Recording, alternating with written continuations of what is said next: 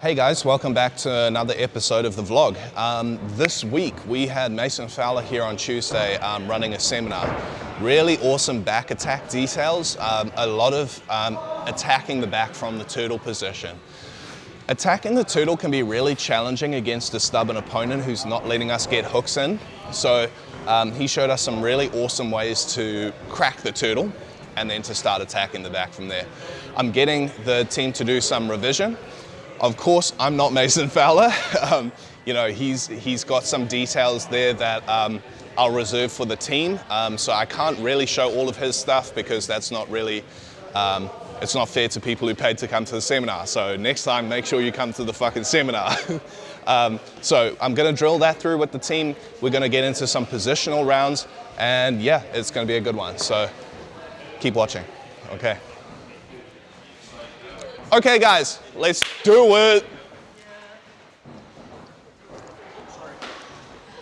Guys, we were really lucky to have Mason Fowler here on Tuesday, okay? So today's gonna be a bit of revision and then we're gonna be going into some positional stuff for you to attack the back, okay? He showed us some really cool details from the back. A lot of it was quite different to how we normally take the back, okay? We've talked a lot about chair sits and leg weaves. He showed some very different ways of taking the back, all right? So usually what we've looked at, guys, is that mat return style, you know, where we're going in here, we're controlling him, we start leaning out, we start opening them up for the mat return. We're not doing that, okay? That's not to say that it doesn't work, but we need to look at diverse options, okay? This one in particular is when he hasn't given me any space here to get a knee through, okay? That can be really hard. He's doing a good job at defending the turtle here, okay? So I'm gonna start behind him, okay? Loading his hip with my thighs, and I'm gonna start punching through a waist cinch, okay? That can go into a thigh pry, so my hand can ride his thigh like that, or I can go across his belly, okay? Depends. Some people even like to put their hand to the mat. I'm not gonna say that that's wrong, but I just find if you put a static hand on the mat, your elbow doesn't move as well. So you wanna kind of ride him with your elbow, okay? So you're gonna go in. I'm gonna take a thigh pry just for now because I prefer that myself. You don't have to. I'm gonna take a trap grip.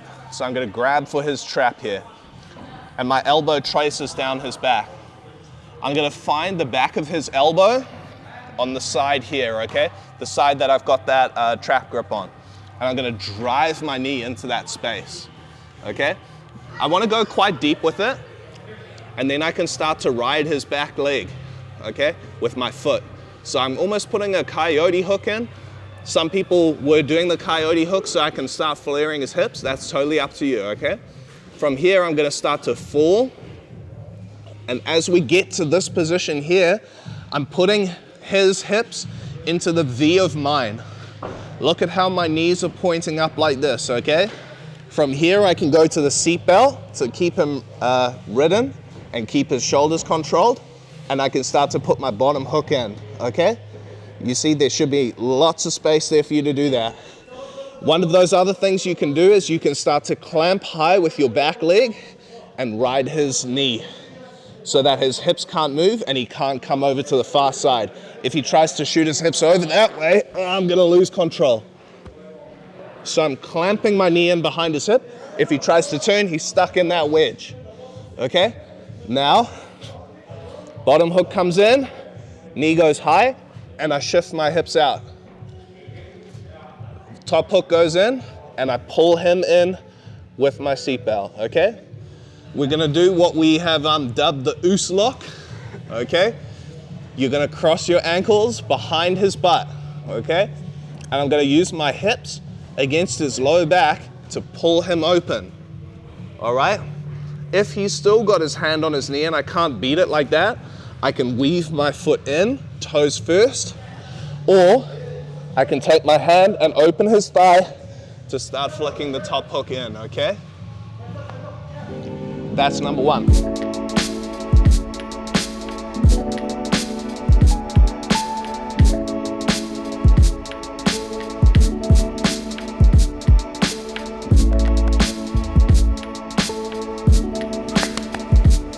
Okay. Now guys, one of the cool things that he showed here was this little this little dilemma that happens, right? Where if I can't get my knee into the space here, what often happens is if his arm's that close, I can grab a cross-side wrist control, right? So that hand that was making my waist cinch can go to that wrist, okay? Nice tricky little detail, right? Because he either has his hand out and I can beat that, or he brings his hand in really tight and I can't beat it, but he gives me the wrist grip, okay? So we're gonna take a wrist grip and we're gonna take our trap grip and we're gonna pull him up, okay? I have to move my head back a little bit and start pulling him. You gotta pull them pretty hard, okay?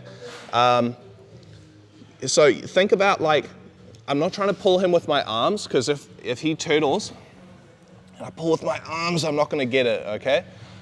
So I go chest to back, and I sit back to open him, okay? Then I cover his bicep. Try to cover his arm a little bit lower than high, because now his elbow can still move. Give us a flap. Yeah, I wanna be there, okay? Now from there, I'm gonna put my weight over, and I'm gonna throw my leg across as I fall, okay?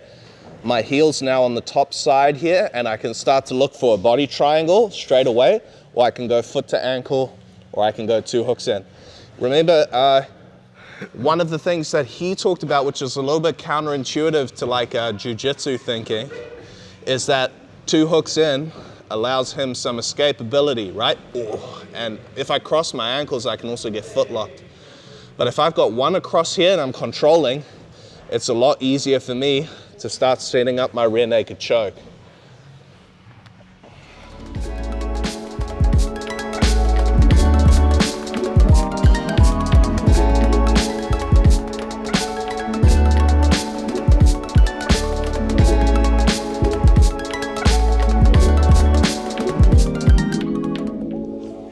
No, bring your chest into his back. And now drop your hips while keeping your chest in. No, you're making all this fucking space with your chest, bro. I have nothing there. Like, I just have nothing to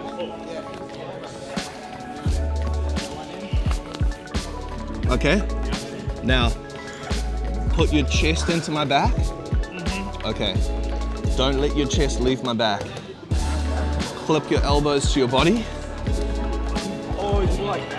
Yes, that's what I'm saying, bro. Right. Yeah. Yeah. Okay. Like, right, really. He was going behind, and he's going up. Don't put your knee down now. Out to the side, and then he's throwing, okay?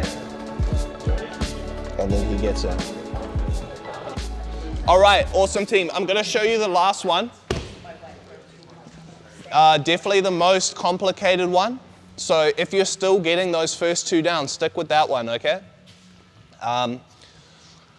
Granted, I'm still trying to work on this one myself. So the cool thing that he showed is we're gonna go this side here now, and we're gonna boot him up the middle of his ass to bring his weight forward, okay? From here, I'm gonna have to start working with my legs, okay?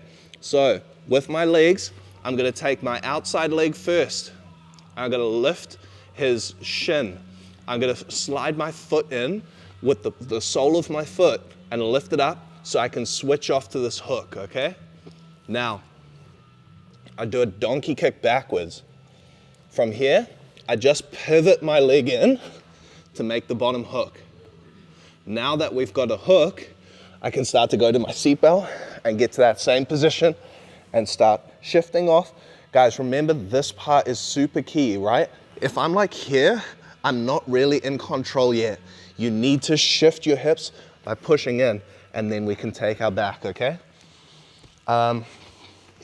This was my favorite one that he showed, but yeah, take some finesse, okay? Let's do it. I think I'm missing like 50 details, but. All right, guys, so that concludes another Friday night down here at Future. We're doing a little bit of recap.